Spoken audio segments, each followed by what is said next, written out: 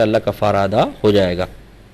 یہ بہن نے کال کرنے کی کوشش کی تھی، وہ کٹ گئی تھی کہ ہم جس بھی کام میں ہاتھ ڈالتے ہیں وہ کام ہوتا نہیں ہے، تو کیا مسئلہ ہے؟ شاید کوئی جادو ٹونا ہے، کیا ہے؟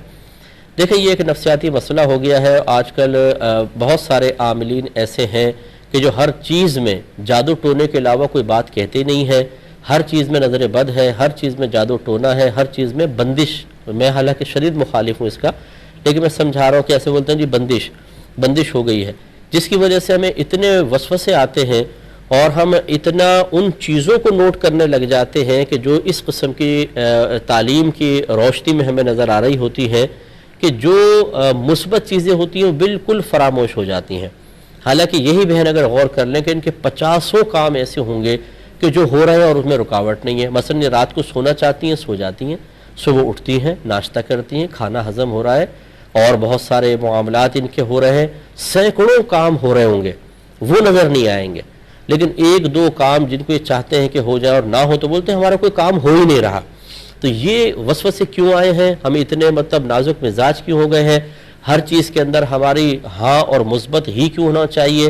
یہ اس لیے کہ ہم چاہتے ہی نہیں ہیں کہ ہم پر کوئی آزمائش آئے، کوئی فکر آئے، اور ہماری نظر صرف اور صرف کمی کے اوپر ہوتی ہے، محرومی جس چیز کے اندر ہے اس پر ہماری توجہ ہوتی ہے۔ جو کامیابیاں ہو رہی ہیں اور جو اللہ تبارک و تعالی نے بغیر طلب کے ہمیں نعمت عطا فرمائی ان کی طرف ہم بالکل متوجہ نہیں ہوتے، تو یہ ناشکراپن غالب آتا ہے۔ تو پہلی بات تو یاد رکھیں کہ دنیا میں آپ کو اس لیے نہیں بھیجا گیا تھا کہ اللہ تعالیٰ آپ کی مرضی کے تابع ہو کر چلے، بلکہ اس لیے بھیجا گیا تھا کہ اللہ تعالیٰ کچھ احکام آپ کو دے گا، کچھ آزمائشیں دے گا، اس پر پورے اتریں تو آپ امتحان میں پاس ہوں گے، اس کے بدلے میں جنت ملے گی۔ اب یہ عجیب و غریب صورتحال ہے کہ ہمیں دنیا میں بھیجا ہے امتحان کے لیے، اور ہم یہ کہیں کہ ایگزامنر سے یہ کہیں کہ بھائی امتحان وغیرہ میں نہیں دیتا ہوں، میں تمہیں کہوں کھڑے ہو جاؤ تو کھڑے ہو جاؤ، بیٹھ جاؤ تو بیٹھ جاؤ، میں کہوں پانی پلاؤ تو پانی پلاؤں، میں کہوں تم کمرے سے باہر چلے جاؤ تو باہر چلے جاؤ، میں کہوں راؤنڈ لگاؤ تو راؤنڈ لگاؤ۔ یہ تو ڈیمانڈ نہیں چلے گی۔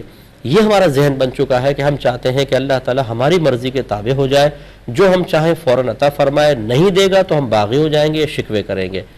تو میں بہن سے گزارش کرتا ہوں، یہ آپ ہی کے ساتھ نہیں میرے ساتھ بھی ہے، 50 کام ایسے ہوتے ہیں جو نہیں ہو پاتے، سینکڑوں کام بغیر محنت کے بھی ہو جاتے ہیں۔ تو ہم جو ہو جاتے ہیں نا اس پہ نگاہ رکھ کر اللہ کا شکر ادا کرتے ہیں، اور جو نہیں ہوتے ان کو اپنے شامت اعمال تصور کرتے ہیں۔ باقی دنیا آزمائش کا گھر ہے، یہاں یہ تمنا کرنا کہ ہمارا ہر کام ہو جائے نہیں ہوگا، اللہ تعالیٰ ہماری مرضی کے تابع نہیں ہوگا، ہمیں اس کے مرضی کے تابع چلنا پڑے گا۔ یہ سب اللہ کی جانب سے ہوتا ہے، آزمائشیں اسی کی طرف سے آتی ہیں، وسیلہ مختلف چیزیں بن سکتی ہیں، کوئی انسان، کوئی جانور، کوئی اور طاقت، کوئی دشمن بن سکتا ہے وسیلہ، لیکن حقیقتاً فاعل حقیقی اللہ تبارک و تعالیٰ ہے۔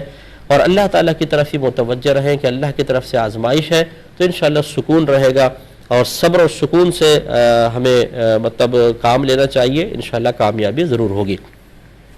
اسی ضمن میں ایک بات میں اور عرض کر دیتا ہوں کہ بعض لوگ کہتے ہیں مفتی صاحب، جیسے اب میں بہن پہ نہیں کہہ رہا ہوں، میں ویسی بات کر رہا ہوں، ہمارے گھر میں یہ پریشانی وہ پریشانی، یوں نہیں ہو رہا وہ نہیں ہو رہا کام۔